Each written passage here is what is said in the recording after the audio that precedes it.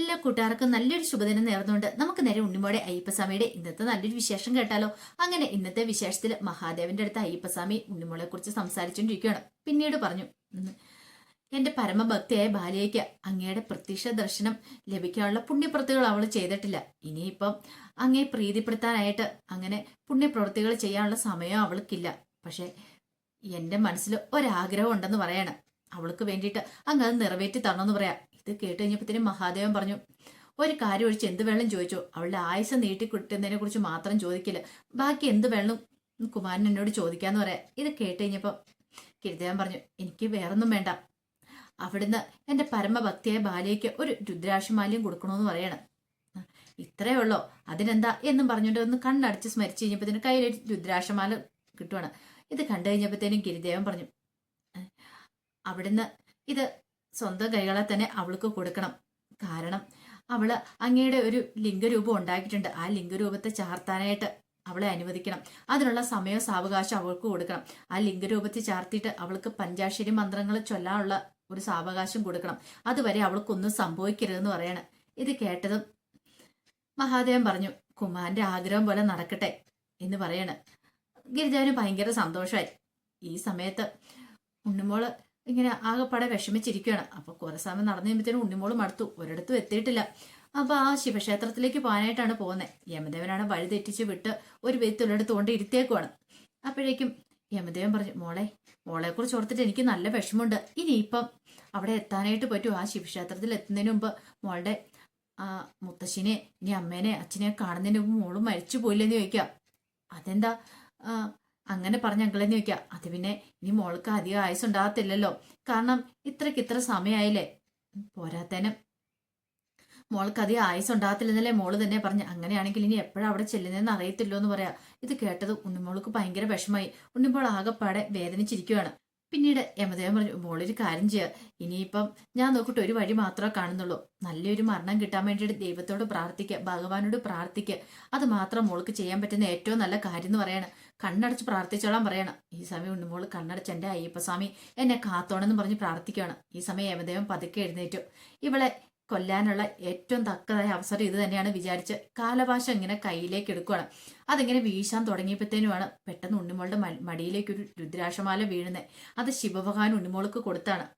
പിന്നീട് ആ രുദ്രാക്ഷത്തിലേക്ക് നോക്കിക്കഴിഞ്ഞപ്പോൾ തന്നെ യമദേവന് കാര്യം മനസ്സിലായി. യമദേവന് കാലഭാഷം വീശാനായിട്ട് പറ്റിയില്ല. ഉണ്ണിമോള് കണ്ണു തുറന്ന് നോക്കിയപ്പോഴത്തേനും തന്റെ മടിയിൽ ഒരു രുദ്രാക്ഷമാല. ഇതെങ്ങനെ ഇവിടെ വന്നെന്ന് ചോദിക്കുക. ഉണ്ണിമോൾക്ക് ഒന്നും അങ്ങോട്ട് മനസ്സിലായില്ല. പിന്നീട് കാട്ടിക്കൂടെ ഇങ്ങനെ കുറെ ദൂരം നടക്കുവാണ്. വിനോദും പിന്നെ വിനോദ കുട്ടികൾ അഭിജിത്തുണ്ട്, ദിവ്യ, നന്ദന, അവരെല്ലാരും ഉണ്ട്. അവര് കുറെ കുട്ടികളുണ്ട്. അവർ ഉണ്ണിമോളോടൊപ്പം ശബരിമലയ്ക്ക് പോകാനായിട്ട് വന്നാണ്. കുറെ ദൂരം നടന്നിട്ട് ഉണ്ണിമോളെ കുറിച്ച് കാണുന്നില്ല, ഒരു വിവരവും കിട്ടുന്നില്ല. ഇവിടെയെല്ലാം അന്വേഷിച്ചിട്ട് മടുത്തല്ലോ. ഇനിയിപ്പോ എവിടെ പോയി അന്വേഷിക്കാം? ഒരു കാര്യം ചെയ്യാം, നമ്മൾ കുറെ സമയം നടക്കാൻ തുടങ്ങിയിട്ട് നമുക്ക് ഇത്തിരി സമയം വിശ്രമിച്ചിട്ട് നടക്കാന്നും പറഞ്ഞുകൊണ്ട് അവരങ്ങനെ എവിടെ ഇരിക്കുവാണ്. ഈ സമയത്താണ് ഗിരിദേവനും വാവയും കൂടെ അങ്ങോട്ടേക്ക് വരുന്നത്. അവരെ കണ്ടു കഴിഞ്ഞപ്പോൾ ദിവ്യ പറഞ്ഞു, അതെ ഗിരിദേവനും വാവയാണല്ലോ വരുന്നതെന്ന് പറയണം. ഭയങ്കര സന്തോഷമായി അവർക്ക്. അങ്ങനെ ഗിരിദേവനും വാവയും അടുത്തേക്ക് വന്നു കഴിഞ്ഞപ്പോഴത്തേനും വിനോദ് പറഞ്ഞു, ഗിരിദേവൻ എന്താ പറഞ്ഞേ, ഈ കുട്ടികളുടെ കൂടെ ഉണ്ണിമോളെ ശബരിമലയ്ക്ക് വിട്ടാ ഉണ്ണിമോൾക്ക് ശബരിമലയിൽ എത്താൻ പറ്റുമെന്ന്.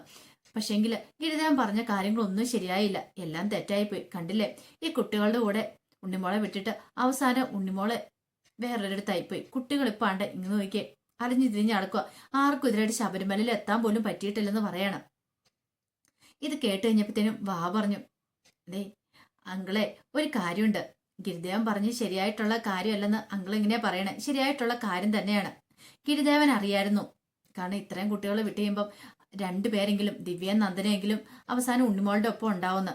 കാരണം ഉണ്ണിമോളെ രക്ഷിക്കുന്ന സമയത്ത് അവര് കൂടെ ഉണ്ടായിരുന്നല്ലോ ആ പാമ്പേടിയേറ്റ സമയത്ത്. അതുകൊണ്ട് അവരെങ്കിലും ഉണ്ടാവുന്ന ഗിരിദേവന് തോന്നിയിട്ടുണ്ട്. പിന്നെ അതോടൊപ്പം തന്നെ മറ്റൊരു കാര്യമുണ്ട്, ഗിരിദേവനെല്ലാം മുൻകൂർ കണ്ടിട്ടുണ്ട്.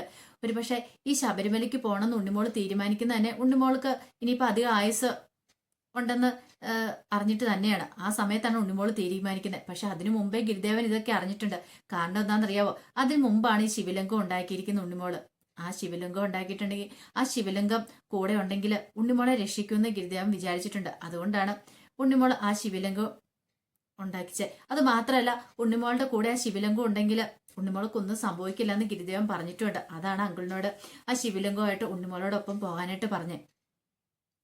അല്ല ഗിരിദേവ എന്ന് ഗിരിദേവനോട് ചോദിക്കുകയാണ്, ഇത് കേട്ട് കഴിഞ്ഞപ്പോഴത്തേന് ഗിരിദേവൻ പറഞ്ഞു, അതെ അത് ശരിയാ, ആ ശിവലിംഗ കൂടെ ഉണ്ടെങ്കിൽ ഉണ്ണിമോൾക്ക് ആപത്ത് സംഭവിക്കില്ല. പക്ഷെ ഒരു കാര്യമുണ്ട്, ഇങ്ങനെ പോകുന്ന വഴി ഞാൻ അന്നും പറഞ്ഞായിരുന്നു ഒത്തിരി അധികം ദുരിതങ്ങളും കഷ്ടപ്പാടുകളും ഒക്കെ ഉണ്ടാവും, എങ്കിലും അവസാനം അവിടെ എത്തിച്ചേരും. പക്ഷെ അതിനു മുമ്പ് കുറെ കഷ്ടതകളൊക്കെ സഹിക്കണമെന്ന് പറയാം. ഇത് കേട്ടവൻ വിനോദ് പറഞ്ഞു, ദൈവമേ എന്റെ ഉണ്ണിമോള്, അവൾക്കിപ്പോ എന്ത് സംഭവിച്ചിട്ടുണ്ടാവും ചോദിക്കുക, അവൾ എവിടെയാന്ന് പോലും അറിയത്തില്ലെന്ന് പറയാം. ഇത് കേട്ടപ്പം ഗിരിദേവൻ പറഞ്ഞു, പേടിക്കണ്ട, ഉണ്ണിമോൾ ഒരു മരത്തിന്റെ ചോട്ടിലുണ്ട്, മുത്തശ്ശി ശിവക്ഷേത്രത്തിലുണ്ടെന്ന് പറയാണ്. ശിവക്ഷേത്രമോ?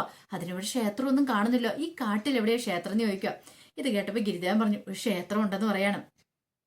പിന്നീട് വിനോദ് ചോദിച്ചു, എന്റെ മോൾക്ക് എന്തെങ്കിലും സംഭവിക്കുമോ? എന്റെ മോളെ കുറിച്ച് ഓർത്തിട്ട് എനിക്ക് ആ പാട്ട് ടെൻഷനാന്ന് പറയണം. ഇത് കേട്ടപ്പോ ഗിരിദേവൻ പറഞ്ഞു, സന്ധ്യയോടെ എടുക്കുന്ന സമയത്ത് ഒരു ശുഭനക്ഷത്രം പകുതി ഉദിച്ചു വന്നിട്ടുണ്ട്. ആ ശുഭനക്ഷത്രം അത് മുഴുവൻ ഉദിക്കുവാണെങ്കിൽ ഉണ്ണിമോൾക്ക് ആയുസ്സും ആരോഗ്യം കിട്ടുമെന്ന് പറയണേ. ഇത് കേട്ട് ശുഭനക്ഷത്രം ഉദിച്ചിട്ടുണ്ടെന്ന് പറഞ്ഞപ്പോഴത്തേനും വിനോദൊക്കെ പെട്ടെന്ന് മാനത്തേക്ക് നോക്കണം. ഇപ്പൊ നോക്കിയിട്ടുണ്ടെങ്കിൽ കാണാൻ പറ്റില്ല, അത് വൈകുന്നേരം നോക്കിയാൽ മാത്രമേ അറിയാൻ പറ്റുള്ളൂ. അത് പകുതി ഉദിച്ചിട്ടുള്ളൂ. പക്ഷെ അത് ഫുള്ള് ഉദിച്ച് വന്നാൽ പിന്നെ ഉണ്ണിമോളുടെ കാര്യത്തിലൊരു പേടിയും വേണ്ട.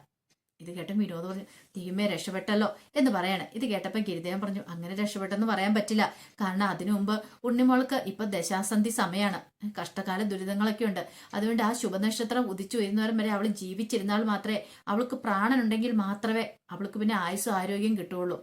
പക്ഷെ അതുവരെ അവളെ കാത്തു പരിപാലിക്കാനായിട്ട് നമുക്ക് സാധിക്കണം. അവൾക്ക് ഇത്തിരിയെങ്കിലും പ്രാണന് അവൾക്ക് ബാക്കി വെക്കാനായിട്ട് പറ്റിയാൽ മാത്രമേ ആ ശുഭനക്ഷത്രം ഉദിക്കുന്ന സമയത്ത് അവൾക്ക് ആയുസ്സും ആരോഗ്യം കിട്ടുള്ളൂ. പിന്നെ അവളുടെ കാര്യത്തിൽ ഒരു പേടിയും വേണ്ടെന്ന് പറയാം. ഇതിന് എന്ത് ചെയ്യണം ഗിരിദേവ, ഞങ്ങൾ എന്താ ചെയ്യേണ്ടതെന്ന് ചോദിക്കണം. ഇത് കേട്ട് കഴിഞ്ഞപ്പോഴത്തേനും ഗിരിദേവൻ പറഞ്ഞു, അതിന് ഒരു മാർഗം ഉണ്ടെന്ന് പറയണം. എന്ത് മാർഗം? എന്ത് വേണം ചെയ്യാന്ന് പറയണം. അവളുടെ കയ്യിലൊരു രുദ്രാക്ഷ മാലയുണ്ട്. ആ മാലയം ശിവക്ഷേത്രത്തിൽ പോയി അവിടെയുള്ള അവളുണ്ടാക്കി ആ ശിവലിംഗത്തിലേക്ക് അണിയിക്കണമെന്ന് പറയണം. അതാണോ? അങ്ങനെയാണെങ്കിൽ എത്രയും പെട്ടെന്ന് അവളെ കണ്ടെത്താം. പെട്ടെന്ന് അഭിജിത്ത് പറഞ്ഞു, ഒരു കാര്യം ചെയ്യുക, എവിടെയാ ഗിരിദേവ അവള് ഉള്ളത്? അവളൊരു മരത്തിന്റെ ചുവട്ടിലുണ്ടെന്നല്ലേ പറഞ്ഞത്, എവിടെയാ? പിന്നെ ആ ശിവക്ഷേത്രത്തിലേക്ക് പോകാനുള്ള വഴിയും കൂടെ പറഞ്ഞിട്ട് എന്നാൽ ഞങ്ങൾ എത്രയും പെട്ടെന്ന് തന്നെ അങ്ങോട്ടേക്ക് പോകാമെന്ന് പറയണം. ഞങ്ങള് ഉണ്ണിമോളെയും കൊണ്ട് അവിടെ പോയി ആ മാല ആ ശിവലിംഗത്തില് അണിയിക്കാന്നൊക്കെ പറയണം. ഇത് കേട്ട് കഴിഞ്ഞപ്പോഴത്തേനും ഗിരിദേവൻ പറഞ്ഞു, വഴിയൊക്കെ പറഞ്ഞു കൊടുക്കണം. അങ്ങനെ അവർ നടക്കുന്ന സമയത്ത് പെട്ടെന്ന് ഗിരിദേവൻ പറഞ്ഞു, ഒരു കാര്യം കൂടെ ഉണ്ട്, ഒരു കാരണവശാലും ആ മാല നിലത്ത് പോകാനായിട്ട് പാടില്ല, രുദ്രാക്ഷമാല നിലത്ത് പോകാനായിട്ട് പാടില്ല. അത് അവളുടെ കയ്യിൽ തന്നെ കാണും. നിലത്ത് പോകാനോ ഭൂമിയെ സ്പർശിക്കാനോ മറ്റുള്ളവർക്ക് കൈമാറാനോ പറ്റില്ല. അങ്ങനെ വന്നിട്ടുണ്ടെങ്കിൽ അത് പിന്നെ ആ ലിംഗരൂപത്തിൽ അണിയിക്കുന്നതുകൊണ്ട് യാതൊരു ഗുണവും ഉണ്ടാകത്തില്ലെന്ന് പറയണം. അത് ആ മാല കൊടുക്കുമ്പോൾ തന്നെ ശിവഭഗവാൻ പറഞ്ഞിട്ടുണ്ടായിരുന്നു അയ്യപ്പസ്വാമിയോട്, കാരണം നിന്റെ ഭരമഭക്തയുടെ കയ്യിൽ ഈ മാല കിട്ടിക്കഴിഞ്ഞിട്ടുണ്ടെങ്കിൽ ഇത് അവൾ ഒരിക്കലും ആർക്കും കൈമാറാൻ പാടില്ല. അതോടൊപ്പം തന്നെ അവൾ നിലത്തിടാനോ അല്ലെങ്കിൽ വലിച്ചെറിയാനോ അങ്ങനെയൊന്നും പാടില്ല. ഭൂമിയെ തൊടാൻ പോലും സ്പർശിക്കാൻ പോലും പാടില്ല. അങ്ങനെ വന്നിട്ടുണ്ടെങ്കിൽ ഇതിന് പിന്നെ ചൈതന്യം ഇല്ലാതായി തീരുമെന്ന്. അപ്പൊ ഇത് കേട്ട് കഴിഞ്ഞപ്പോഴത്തേനും വിനോദ് പറഞ്ഞു, ഞങ്ങൾ നോക്കിക്കോളാം ഗിരിദേവ എന്നും പറഞ്ഞിട്ടാണ് അവരങ്ങോട്ടേക്ക് പോകുന്നത്. ഈ സമയം ഉണ്ണിമോള് വളരെയധികം വിഷമിച്ചിരിക്കുക. ഉണ്ണിമോൾ ഇങ്ങനെ എന്ത് ചെയ്യണമെന്ന് അറിയത്തില്ലാതിരിക്കുന്ന സമയത്ത് യമദേവൻ പറഞ്ഞു, മോളെ ഇനിയിപ്പം നിനക്ക് അങ്ങോട്ടേക്ക് പോകാൻ പറ്റില്ലല്ലോ, ഒരു കാര്യം ചെയ്യാം, പതുക്കെ നടക്കാന്ന് പറയാണ്. പെട്ടെന്ന് ഉണ്ണിമോള് പറഞ്ഞു, എനിക്ക് തല ഇറങ്ങുന്ന പോലെ തോന്നുന്നുണ്ട് അങ്ങളെ, ആകെപ്പാടെ തല ഇറങ്ങുന്ന പോലെ തോന്നുക. ആ പഴം കഴിച്ചതിന് ശേഷമാന്ന് പറയാണ്. ഈ അങ്കിള് പറഞ്ഞാൽ കേടായി പഴം കഴിച്ചോണ്ടാണോ?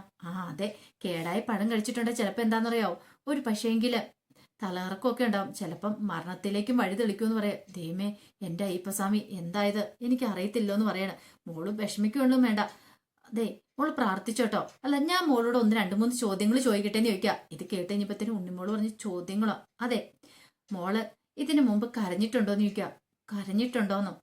എന്റെ കുഞ്ഞിനെ ഒത്തിരി ഞാൻ കരഞ്ഞിട്ടുണ്ട്. എന്താണെന്നറിയാവോ, ഞാൻ രാവിലെ പച്ചക്കറി വിൽക്കാൻ പോകുന്ന സമയത്ത് ആൾക്കാർ എന്നെ കാണുമ്പോൾ ദുശകനെന്നും പറഞ്ഞ് ആട്ടി ഓടിച്ചിട്ടുണ്ട്.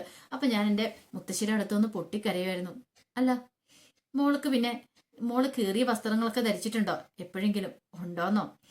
എന്റെ വസ്ത്രങ്ങളൊക്കെ കീറി കഴിയുമ്പോൾ പുതിയത് വാങ്ങിക്കാണ്ട് മുത്തശ്ശിയുടെ പൈസ ഇല്ലായിരുന്നു. അപ്പൊ ഞാൻ കീറിയ വസ്ത്രങ്ങളൊക്കെ ഇട്ടോണ്ടാ പോയിക്കൊണ്ടിരുന്ന. അല്ല, മോൾക്ക് എപ്പോഴും ജീവിതത്തോടൊക്കെ മടുപ്പ് തോന്നിയിട്ടുണ്ടോ? ഉണ്ടോന്നോ? എപ്പോഴും ഇടയ്ക്കിടയ്ക്ക് തോന്നിയിട്ടുണ്ട്. എൻ്റെ വല്യച്ഛനും ചെറിയച്ഛനും എല്ലാവരും കൂടി എന്നെ ഒറ്റപ്പെടുത്തിയിട്ട് നീ ദുശകനോ എന്നൊക്കെ പറഞ്ഞ് ആട്ടി ഓടിക്കുന്ന സമയത്ത് എനിക്ക് എത്രമാത്രം മനസ്സിന് വേദന തോന്നിയിട്ടുണ്ടെന്ന് അറിയാമോ?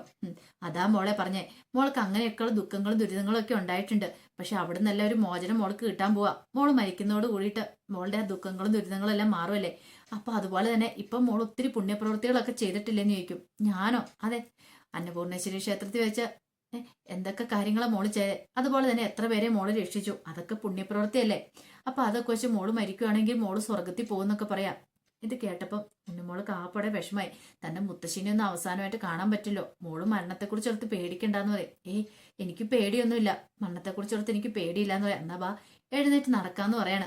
അങ്ങനെ നടക്കാനായിട്ട് എഴുന്നേറ്റ് കഴിഞ്ഞപ്പോഴത്തേനും പെട്ടെന്ന് തന്നെ യമദേവൻ പറഞ്ഞു, അയ്യോ മോൾ എന്തിനാ ഈ വേണ്ടാത്ത സാധനങ്ങളെ കൈ പിടിച്ചിരിക്കുന്ന ചോദിക്കുകയാണ്. എന്ത് സാധനം? കണ്ട ആ രുദ്രാക്ഷമാല്യം എവിടുന്നേലും കളഞ്ഞു കിട്ടിയതോ അല്ലെങ്കിൽ വെറുതെ കിട്ടിയതായ കാര്യങ്ങൾ നമ്മൾ കൊണ്ടുനടക്കല്ല, അതങ്ങ് എറിഞ്ഞു കളഞ്ഞേക്കാൻ പറയണം. പെട്ടെന്ന് ഉണ്ണിമോൾ അത് എറിഞ്ഞു കളയാൻ തുടങ്ങുമ്പോഴത്തേനും വിനോദ് മോളെ അരുതെന്നും പറഞ്ഞ് ഓടി അങ്ങോട്ടേക്ക് വരുന്നേ. വിനോദും അവരും കൂടെ നോക്കുമ്പോഴത്തേനും കൂട്ടുകാരെല്ലാം കൂടെ വരുവാണ്. വിനോദിനെ കണ്ടപ്പോൾ അച്ചാന്ന് പറഞ്ഞിട്ട് ഓടി ഉണ്ണിമോൾ അങ്ങോട്ട് ചെല്ലുവാണ്. പിന്നീട് വിനോദ് പറഞ്ഞു, അതെ ആ രുദ്രാക്ഷമാല്യം മോൾ ഒരിക്കലും കളയരുത്, ആ ഡിഗ്രി കൊടുക്കുകയും ചെയ്യരുതെന്ന് പറയാണ്. മോൾ എന്തിനാ അത് എറിഞ്ഞു കളയാൻ തുടങ്ങിയെന്ന് ചോദിക്കുക.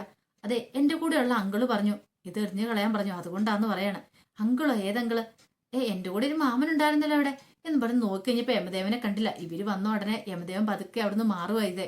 യമദേവൻ അറിയാം ഇനി ഇവിടെ നിന്നാ പന്തിയല്ല എന്നുള്ള കാര്യം. ആ സമയം വിനോദ് പറഞ്ഞു, മോള് വന്നേന്ന് പറയാണ്. മോള് എത്രയും പെട്ടെന്ന് ശിവക്ഷേത്രത്തിലേക്ക് പോകണം. അവിടെ ചെന്നിട്ട് മോളുണ്ടാക്കി ആ ശിവലിംഗം ഉണ്ടല്ലോ, ആ ശിവലിംഗ സ്വരൂപത്തില് ഈ രുദ്രാക്ഷമാല അണിയിക്കണമെന്ന് പറയാ. അച്ഛാ എനിക്ക് തല കറങ്ങുന്നുണ്ടെന്ന് പറയണ. തല കറങ്ങുന്നുണ്ടോ? അതെ, എനിക്ക് ആ മാമനൊരു പഴം കൊണ്ടു തന്നായിരുന്നു. ആ പഴം കഴിച്ചു കഴിഞ്ഞപ്പോ തൊട്ട് എനിക്ക് അപ്പഴും മനംപുരട്ടിൽ ഛർദ്ദിക്കാൻ വരുവാന്ന് പറയണ. നടക്കാൻ പറ്റുമെന്ന് തോന്നില്ല. അയ്യോ അങ്ങനെ പറയല്ലേ മോള് വരാനും പറഞ്ഞോണ്ട് കയ്യെ പിടിച്ചോണ്ട് അങ്ങോട്ടേക്ക് പോവാണ്. ഈ സമയം വിനോദ് പറഞ്ഞ് മോൾക്കൊരു ആപത്ത് സംഭവിക്കില്ല, മോളെ അച്ഛൻ താങ്ങിക്കോളാം. അപ്പൊ കൂടെ ഉണ്ണിമോളുടെ കൂട്ടുകാരെല്ലാരും ഉണ്ട്.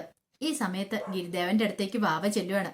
വാവ ചെന്നിട്ട് ഗിരിദേവനോട് ചോദിച്ചു, ഗിരിദേവ ഞാനൊരു സത്യം ചോദിച്ചോട്ടെ, ഗിരിദേവൻ എന്തുകൊണ്ടാ ഈ പ്രദോഷ സമയത്ത് ഉണ്ണിമോളെ അല്ലെങ്കിൽ യമദേവൻ ഉണ്ണിമോളെ ഈ കൊടും ക്രൂരതയ്ക്ക് അല്ലെങ്കിൽ ആ പഴം കഴിക്കുന്ന സമയത്ത് തടയാതിരുന്നേ? യമദേവനെ തടയാതിരുന്നത് എന്തുകൊണ്ടാ?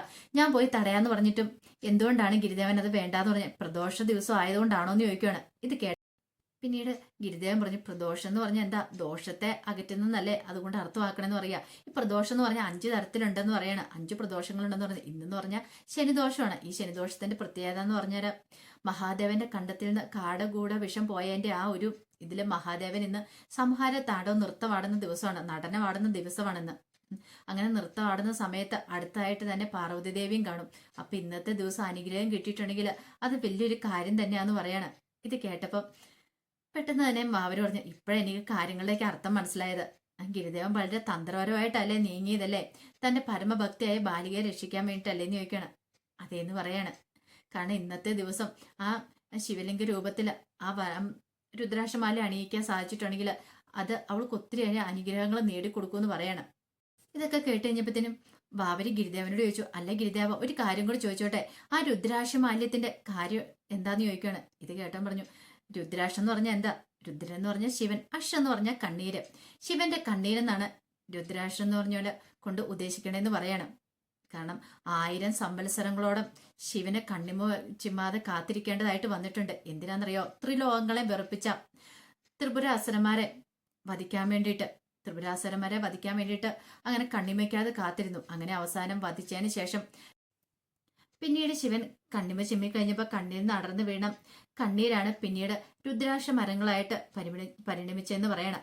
അപ്പൊ ആ മരങ്ങൾ എന്ന് പറഞ്ഞാൽ രുദ്രാക്ഷം എന്ന് പറഞ്ഞിട്ടുണ്ടെങ്കിൽ ഒരു പക്ഷേങ്കിൽ കുറെ അധികം യാഗങ്ങളും യജ്ഞങ്ങളും ഒക്കെ ചെയ്യുന്ന കിട്ടുന്ന ആ പുണ്യത്തെക്കാളും ബലം ചെയ്യും രുദ്രാക്ഷം എന്ന് ഗിരിദേവൻ പറയുകയാണ്.